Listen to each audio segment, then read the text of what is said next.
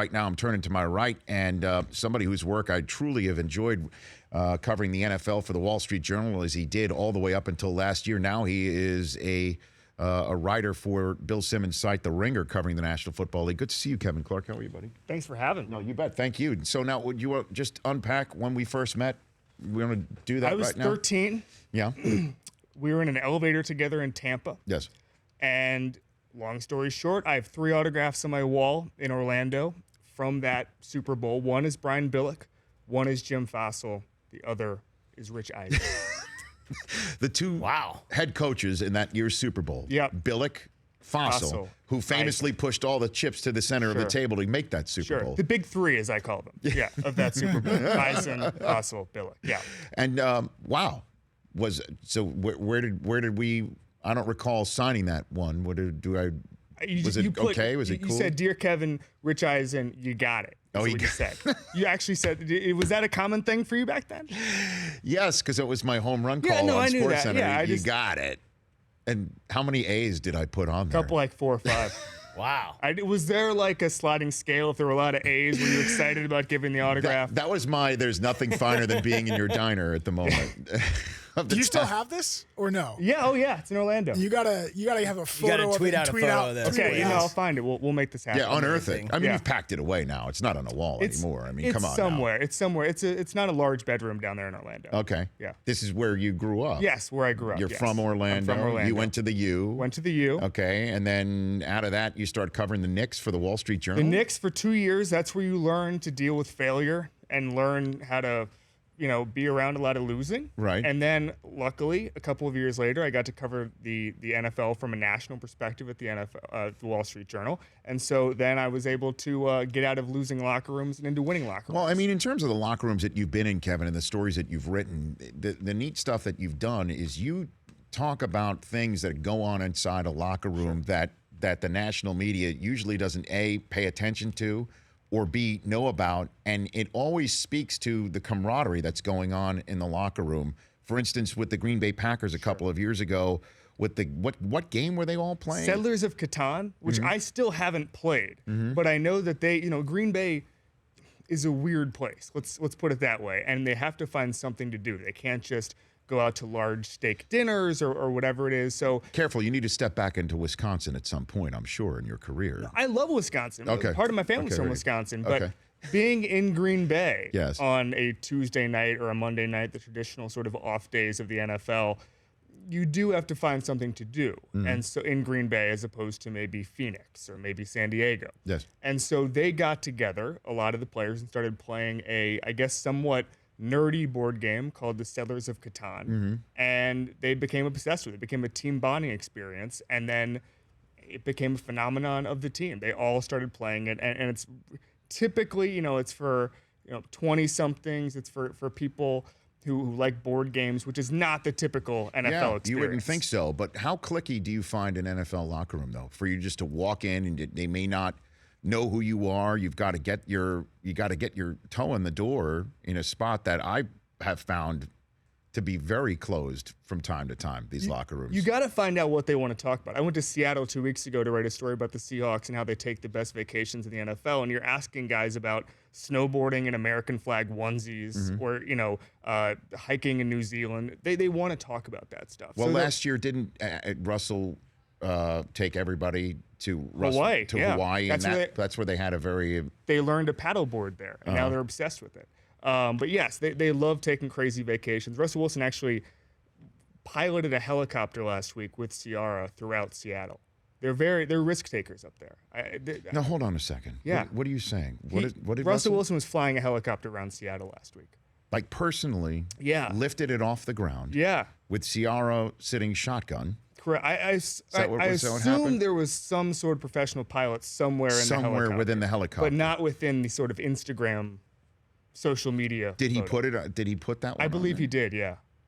Now, where do you stand on the J.J. Watt scenario here in social media? I like J.J. Watt a lot more than maybe some of the national media who think he's. Why do you say that? Why do I say that I like him?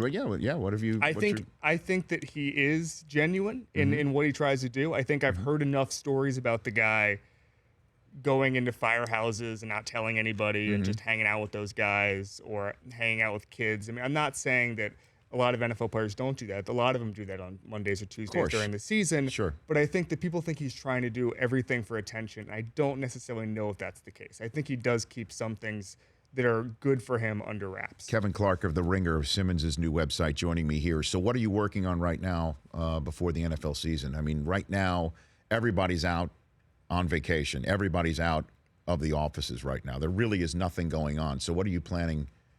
Well, you find stuff. I mean, camp? First of all, guys are out and about. I mean, you can't run 2 miles in this city without finding about 10 NFL players right now. They're all over Los Angeles, so you try to find them, bring them in for a podcast or whatever. You have to get ready for training camp because so much of it is about understanding what's going to happen in 2016 and what the sport is now. And I think that we're in an era where the athletes are changing every single year in a way we don't anticipate. The positions are changing every single year in a way that we have to be ready for. And so to be sort of a national NFL writer in 2016 is to understand what's coming, and the league is changing faster than we've ever seen. So what's coming? Give me a heads up. What do you think's coming in 2016? Because every single year it seems to be the copycat league's about to learn something new to copycat. I think, and we're talking about Buddy Ryan today, I think you always look at what happened last year and project it forward. When the Seahawks won the Super Bowl, everyone said we got to get tall cornerbacks. Long corners. Yeah. The Broncos win with pass rush. You're going to see so much aggressive, send as many guys as you can, replicate. The Broncos were able to do it with 4 guys. Not everybody is going to have Von Miller this year. The Broncos may not have Von Miller this year, by the way. Right, yeah. Not everyone's going to have Derek Wolfe or, Malik Jackson is gone. But you're going to see passing has increased more than ever since 2011. The numbers are incredible in the last 5 years. And I think defenses are going to realize there's a risk reward to try to bring the house and stop the passing game before it even gets off. Well, I mean, the four sets of hands in the dirt is the way, not to bring it up, Brockman, but that's the way that's the way that the Giants beat the Patriots those 2 times. I'm aware. I mean, you just need to rush 4 and leave the 7 back. You just need the Von Millers and those folks that you mentioned right there. Now, the other way around it as well is what offensive adjustments can be made. Right. And you see what Cam's done. You've seen all these, the concept of the pocket passer might be passé. We'll see. Luck, to me, just looking at Luck. And yesterday we had a conversation here about who is going to be the next quarterback tandem to fill the Brady versus Manning void. One person tweeted at me last night, Chris Command Center, and we didn't mention this, Flacco and Big Ben. That's been pretty lopsided, though, right? It has been, but Flacco has gotten a little bit more skin in the game lately, of Big Ben. And we didn't mention that one yesterday. And then that one has got many more years left on it. They do play each other. Who do you think, Kevin, might Here's be? one, I was thinking about this. Here's one that could happen because he's still kind of young. How about Jared Goff and Russell Wilson? Same division. Okay. If he develops, they'll play every year. And I think that it's going to have to be luck related because he is, I think the best young quarterback in the NFL still. I know that there's a lot of questions about him, but it has to be luck versus someone. It can't be someone like Wilson because they're in different conferences. Yes. It's just Who's that guy going to be then? I mean, we could mentioned be Wilson Cam. Well, we mentioned Derek Carr. Derek Carr versus Luck, if there is a certain renaissance that the Raiders might be able to have. Right. Wilson versus Cam. That's the one I said. That's the one. That's the one. That's the one, right? I mean, because there's weird ones, Luck, Mariota, Bortles. Maybe one of those guys develops, and then you have. I got to see AFC something South. from it. That's why I'm saying with Goff too. I got to see him just set foot on the field first. Exactly. Yeah, but those are the candidates at least, the fringe candidates. It's going to be. If they keep meeting in the playoffs, it's got to be Wilson and Cam. Kevin Clark of The Ringer right here on the Rich Eisen Show. And obviously, maybe it could be, if you're talking about young rookie quarterbacks, maybe it's Brady himself versus Christian Hackenberg. Perhaps it could be, maybe it could be Hackenberg from the Jets. Now, I'm unaware. That was me absolutely sticking a finger in the eye of Chris Law. I had no idea. Kevin Clark, are you aware that you were on the list here of the Rich Eisen Show that Chris Law has been compiling? I was warned. So I had tweeted something about Hackenberg that was negative. And the tweet, I believe, Chris just reminded me was, I believe Bryce Petty is better than Hackenberg, but I also believe that Bryce Petty is terrible. That was my take. And so he warned me, and he said, you're about to be on the list, and I believe I embraced this. And now I am squarely on the list. So I'm aware of this. My question about the Brady-Hackenberg thing is... It's a great tweet, by the way. The Brady-Hackenberg thing. So let's say that's a 10-year rivalry. Yes. At age 50, is Tom Brady better than Christian Hackenberg ever? You know what? Wow. Yes. Deeper on the list. Yes, right? 100%. Deeper on the list. What age could you go to at which Hackenberg will ever be better with Brady? Brady will be like 56 and would still be better When than Brady Hackenberg. dies. Right now, there you go. Right now, I think what Kevin Clark is trying to do, Be at the top of the he list. wants to be on the Mount Rushmore. He wants to be on the Mount Rushmore of the list, which would I think include me, Daniel Jeremiah's up there. Daniel Jeremiah. Kevin Clark's now got a spot on it. Who's the fourth? Eric Decker. Could it be? Will Brinson's up there pretty high. Could it be the young man whose dad called in to have you wish him a that's happy right. birthday, and Eric you from- offering him a jersey that there's no question you haven't gotten him yet? Eric from Holly, PA. No, you can't buy Hackenberg jerseys yet with his number on it.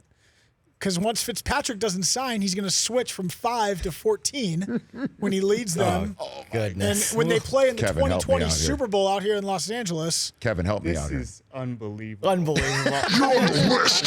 I like that optimism. If I were a Jets fan, I'd maybe talk myself into it. But I would rather, as much as I think Bryce Petty is bad, I'd rather talk myself into Petty or even Geno than Hackenberg. more interestingly, I guess, is what do you think the Jets do with their quarterback situation? If Fitzpatrick does come back through those doors, he's obviously the starter. But Yeah. do they keep 4? Do they keep Petty, or do they say, hey, we wasted a third-round pick last year, they you're might out? move on from Petty. I think they've seen enough. You don't draft Hackenberg that early unless you think Petty is terrible. And Petty himself has admitted this. I think the big tragedy of the Jets quarterback situation is they should be a good team this year. They have an okay base of talent. They're going to lose Wilkerson. Some of those guys were When are they going to lose him, though? well, after this year. After this year. So I'm saying going into this season, Yes.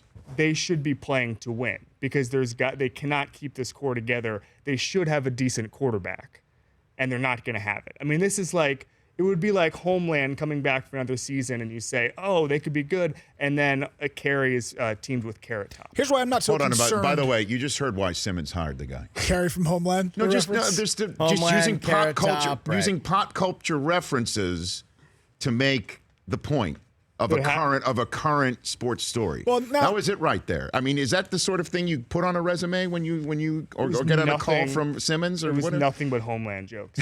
Yeah. and jet bashing, by the way. Oh, well, Those are jeez. the big two. My Yeah. gosh. Yeah, by the way, I do believe there is a comment about all of this conversation that has just come from the offices of The Ringer. Correct? Play it for me. I talk to football players, pro football players, across the board. They think it's Yeah, I think that was it right there.